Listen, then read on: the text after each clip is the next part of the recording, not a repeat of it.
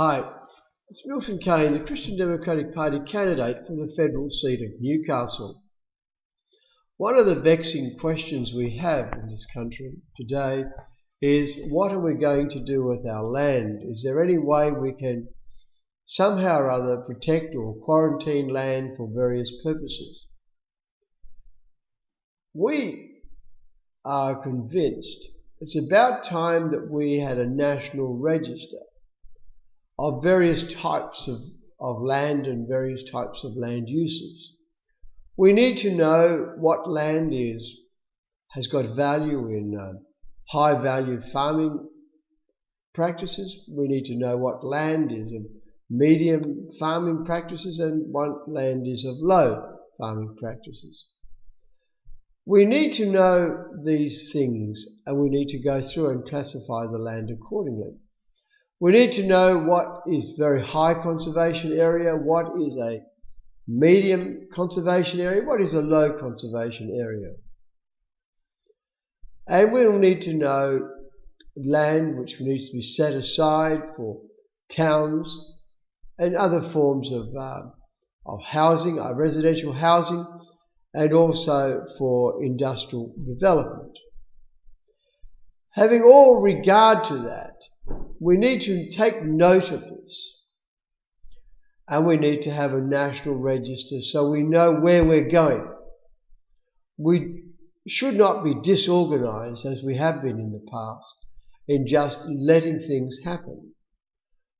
If we do not plan to succeed, we will plan to fail, because that's what happens. That's a fact of life. We also need to have a look at this and to see where our water areas. We look at the water catchment areas and see where the water catchment for above ground water, and also we've got to look at the artesian basins and make sure we identify where they are. This needs to be fully mapped out so we know where we are and where things are.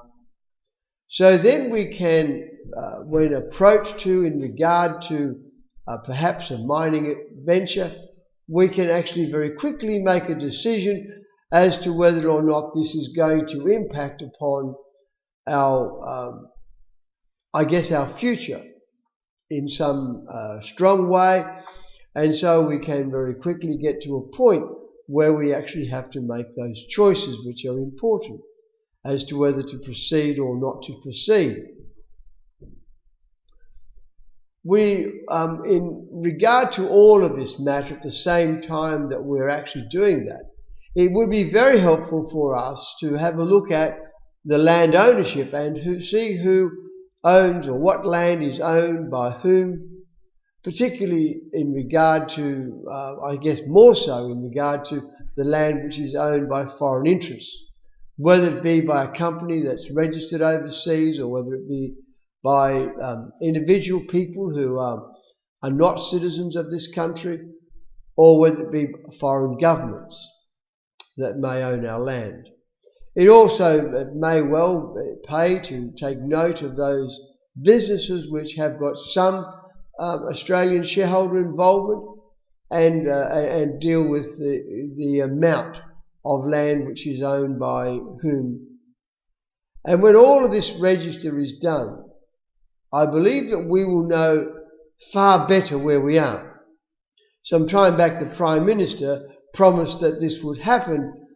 As yet we do not see any evidence of it. Technically speaking, it seems to me that this should be simply available very easily, but apparently it isn't, because the Prime Minister has not produced it, and she said that she was actually going to produce it, or she was going to actually make sure a register was created. It ought to be the responsibility of the Foreign Review Board that should know and should determine whether or not it is in the national interest for, land, amongst other things, is owned by foreign interests. Of course, we at the Christian Democratic Party, we do take the view that Australian land ought to be owned by Australian citizens, and so we would be limiting future ownership to be in that particular category. And so hence it will be the register will show us where land is owned by whom, and we'll be able to ascertain whether or not it would be appropriate to consider repatriating foreign held land back to Australian ownership in some form. But we can't make decisions on that until we actually know the extent, and so hence the register needs to be created as a first step.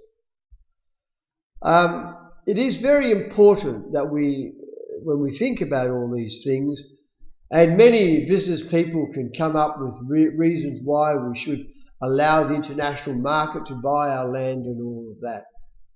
We need to recognize that if a foreign power owns our land, vital or not vital land, it doesn't make much difference, it may be very compromising for our defense of our nation, for our sovereignty of our nation, if, for example, circumstances were to turn hostile between the nation that the people owned the land, or the land owned by a particular nation was to turn ugly towards us. You see, we need not to assume that world peace will happen. You see, peace only happens when people work at it. And when somebody chooses not to, then peace will begin to fail.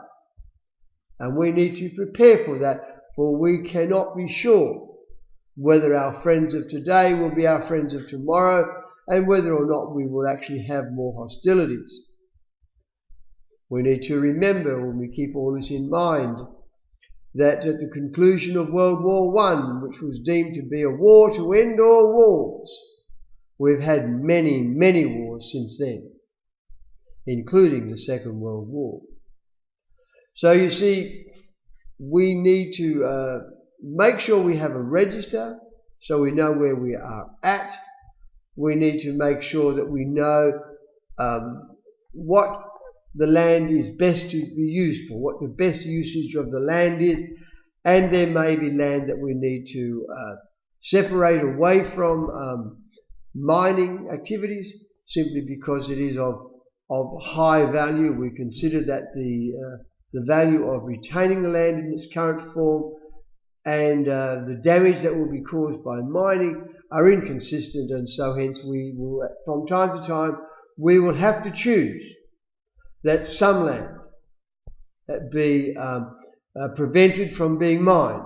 But we can only look at this once we finish this full register, which it is what we believe an appropriate step to go. And we will be, if successful in this election, we will be campaigning very strongly in the federal parliament to make sure this register is created with all those intricate details which I've already explained. Thank you. Thank you very much.